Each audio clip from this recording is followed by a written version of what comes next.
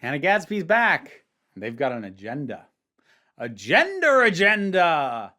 Latest Netflix special featuring Hannah Gadsby. And it is not them by themselves this time. Now, I have enjoyed Hannah Gadsby's work since Nanette, which brought them to my attention as I think it brought them to most people's attention, whether they love Hannah or hate Hannah.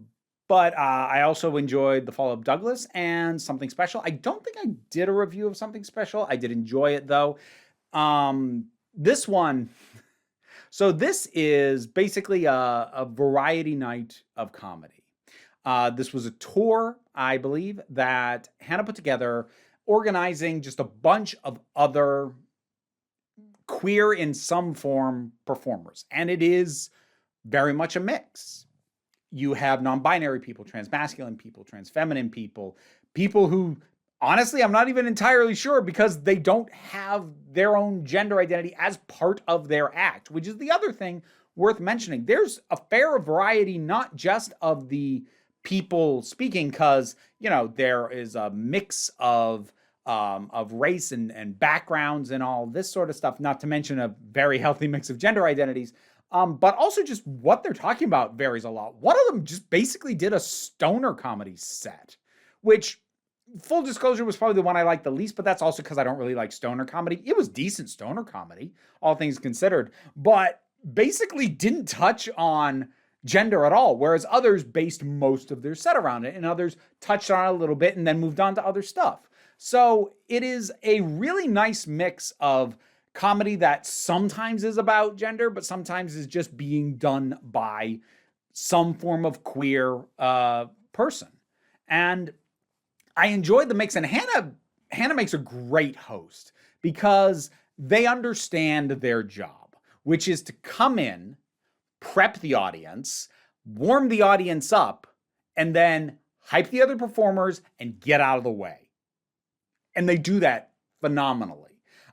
One of the things I really appreciate about this, because this is a Netflix special, and Netflix, in its continued backing of Dave Chappelle, amongst some other things, and its handling of issues even from employees at the company with doing that, and how all that played out. Netflix is not in a ton of good graces with the trans or genderqueer communities at the present.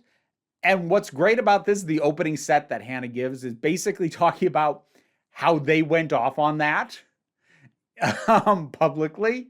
And it led to effectively the creation of this. Because Netflix, while they are continuing to prop up someone like Dave Chappelle, Hannah has done very well for them. So they took advantage of this to really put together something with a real diverse group of people. I'm really glad they did. But at the same time, they explicitly say as part of their opening, this does not fix the problems. Like, this is something I believe should happen, and I was given the opportunity to do it, and I'm gonna do it, but this doesn't make Netflix okay.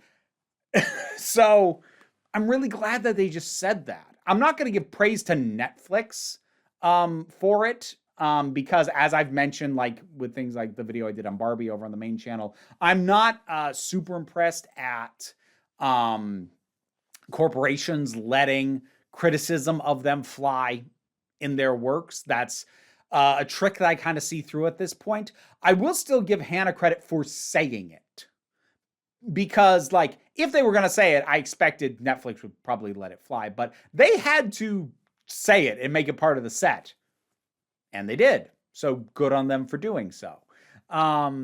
So that, and like this, again, to compare it to Barbie, like part of my issue with Barbie regards to that, I don't mean to do a whole tangent, was that like people were talking about it being, oh, it's so subversive. I'm like, that movie had so much money in it and had to go through so many layers of approval, not just from Warner Brothers, but also from Mattel. They're like, no, the corporates knew exactly what they were getting with this.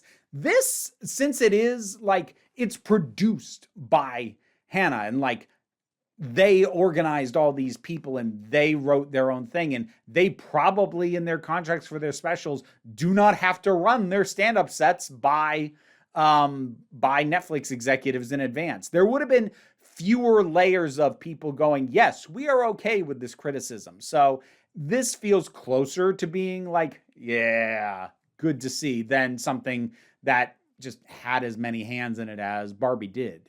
So anyways, moving on from that. I'm not going to go through performer by performer, partly because I'm afraid I'm going to either mispronounce names or get genders wrong, or forget somebody and then feel like I didn't properly highlight. But as I said, it's a great mix, and a lot of these were people who felt very familiar to me, and like I didn't know any of their work, but they felt reflective of the kinds of people that I know within the queer community who I'm not used to seeing. I'm not used to seeing on stage with a microphone. And that includes the stoner, by the way. That performer absolutely reminded me of at least one friend of mine. A little bit too, but one was like, that same person. So it felt in many ways like a real celebration of the diversity of queer voices, just in the narrow field of comedy. And it serves as a really good showpiece for the width and breadth of what queer people can bring to the stage, to the microphone, to comedy, how they can make you laugh, how it does not even necessarily have to be about gender stuff, or the way that some of them will interweave it and make it relatable and make it possible for somebody who may not share community with them normally to still have fun and still laugh. I think it's a great piece. It's definitely less confrontational than some of Hannah's stuff. I mean, like significantly less than that, but so were the follow-up specials that they did as well. But this was a nice, relaxed time. This doesn't really get heavy, and it feels like what it is. It feels like a celebration of queer voices in the specific realm of stand-up comedy. And it delivers exactly that.